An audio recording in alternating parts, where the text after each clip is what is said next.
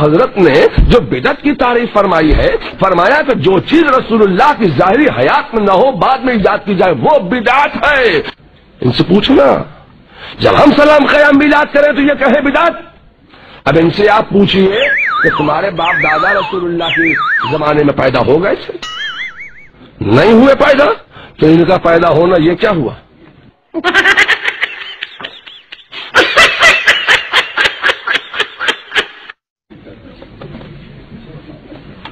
ہم جب میلاد کرتے ہیں تو نادان کہتا ہے بدعت۔ تیرا باپ بھی رسول اللہ کی ظاہری حیات میں پیدا نہیں ہوا تھا، تیرا دادا بھی رسول اللہ کے زمانے میں پیدا نہیں ہوا تھا، تو تیرا پیدا ہونا یہ کیا ہوا؟ یہ بھی تو بدعت ہے۔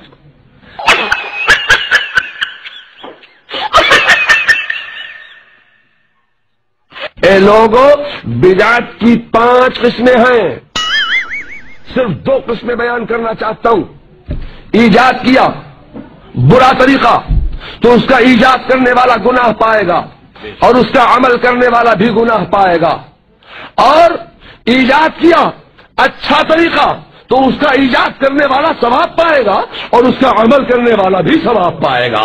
یہ بدعت کی تعریف ہے۔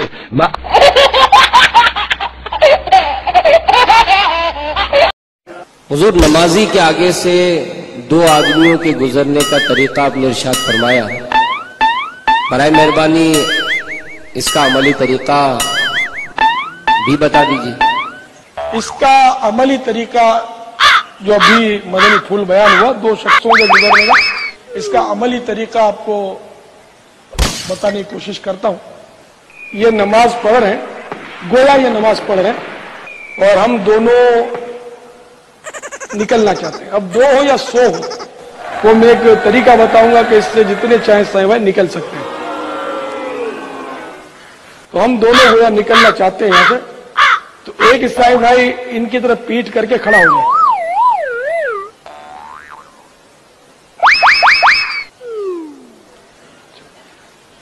اور بالکل ان کی سیدھ میں کھڑے ہو جائیں۔ یہ کھڑے ہوئے سیدھ میں، ٹھیک ہے؟ اب میں یہاں سے نکل گیا، بغیر گناہ کے نکل گیا۔ اب یہ اگر ادھر آ جائیں گے تو یہ گناہگار ہو جائیں گے، تو اب ان کو بھی نکالنا ہے مجھے، تو اب میں ان کے پیچھے کھڑا ہو جاؤں گا، ان کے لیے میں سترا بن گیا۔ اب یہ نکل، اب میں جہاں سے آیا تھا چلا گیا، تو بغیر گناہ کے ہم پیارے بزرگوں اور دوستو، دیکھو غوث اعظم کی ایک کرامت ہے کہ ایک بار غوث الورا رضی اللہ تعالیٰ عنہ مسجد میں داخل ہو رہے تھے، جامع مسجد بغداد میں، نالین اتارے، نیچے جھکے، اپنے بائیں پیر کی نالین اٹھائے، ہوا میں پھرکا دیے۔ پورے مرید پریشان، کیا ہوا حضرت کو بھائی نالین پھینک دیے؟ ایک مرید گیا باقی باغوں میں، دیکھا نہیں مل رہی۔ دوسرا مرید گیا لوگوں کے چھتوں پہ، دیکھ رہا نہیں مل رہی۔ تیسرا مرید ادھر دیکھ رہا نہیں مل رہی نے غوث پاک کی نالین گئی۔ 1 مہینے کے بعد ایک قافلہ آیا اور اس قافلے کا جو سردار تھا، غوث پاک کی وہ نالین جو 1 مہینہ پہلے پھینکی تھی سر پہ اٹھا کے لا رہا۔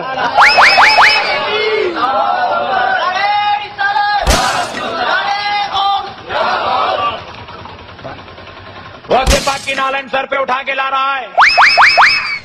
وہ جو مریدین جا کر باغوں میں اور گھروں میں دیکھ رہے تھے، وہ پریشانی کے عالم میں دوڑے دوڑے آئے، آ کر پوچھنے لگے، او بھائی جان یہ نالین تمہیں کہاں سے ملی؟ تم نے یہ کہاں سے لی ہے؟ وہ کہنے لگے، ہم لوگ ایک مہینہ پہلے اتنی دور ملک شام میں تھے کہ ہمیں ڈاکوؤں کا ایک ٹولہ لوٹ رہا تھا، اور ہم میں سے ایک شخص نے غوث اعظم کہہ کر پکارا، تو غوث اعظم کی نالین آ گئی اور ڈاکوؤں کے سر پہ مار دی گئی، ڈاکو بے ہوش ہو گئے اور ہم نے یہ نالین کو حفاظت سے اٹھا کے لیا۔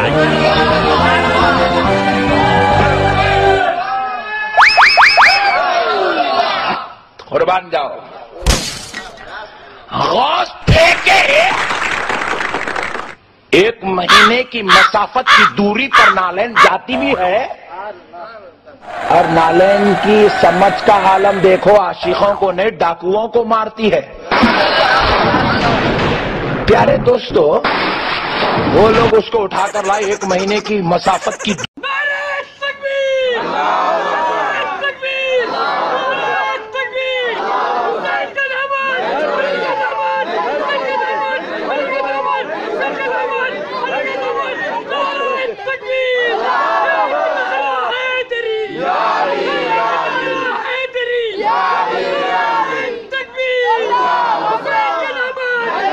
ہم ان لوگوں کے ماننے والے ہیں جو ایک زندہ قوم ہے، ایک سلسلہ ہے، ایسے زندہ درخت ہے جن کی جڑیں زمین پر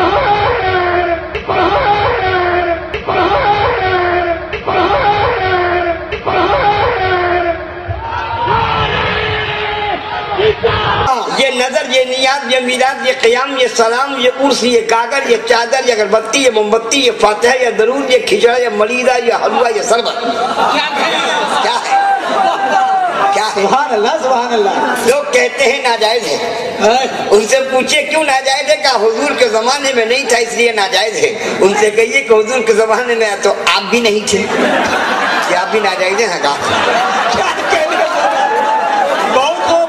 سبحان اللہ سبحان اللہ۔ آپ کے ابا بھی نہیں تھے تو آپ کے ابا بھی ناجائز ہیں؟ کہا آپ ناجائز باپ کی ناجائز اولاد ہیں۔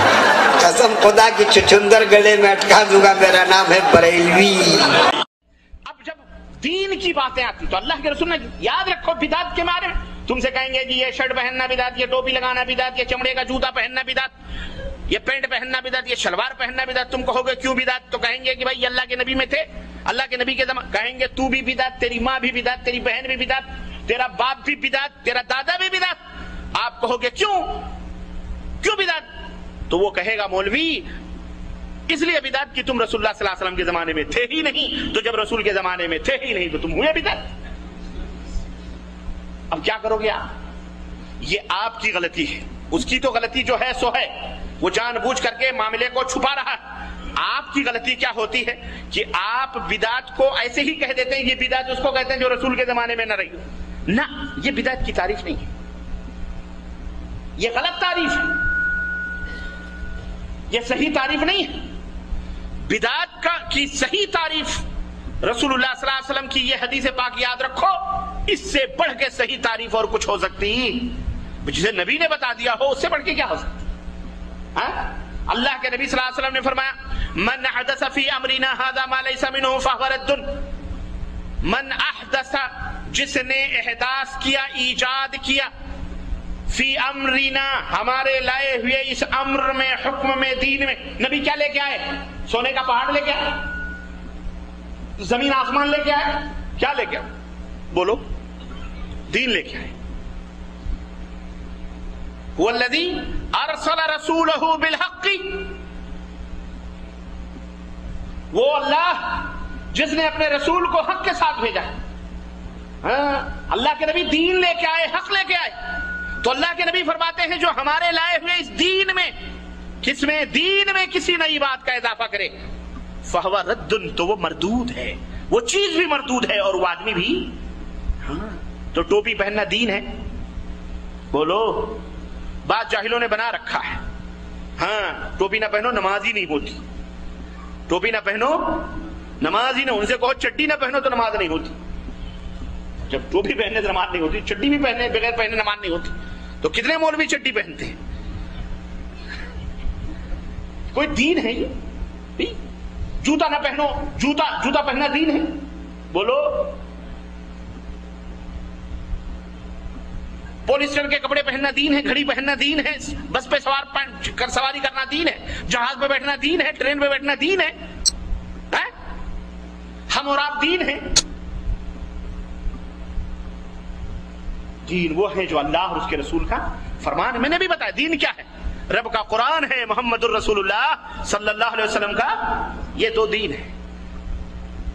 اس دین میں کوئی آدمی ایسی چیز کا اضافہ کرے اور جس کی مثال نبی صلی اللہ علیہ وسلم کی زندگی میں نہ رہی ہو، اسے ثواب سمجھ کر کے کرے، اس کو کیا کہا جاتا ہے؟ بدعت۔ اس کو کیا کہا جاتا ہے؟ بدعت۔ یہ یاد رکھو، یہ کوئی معمولی چیز نہیں ہے، یہ بہت بھیانک اور خطرناک بیماری ہے۔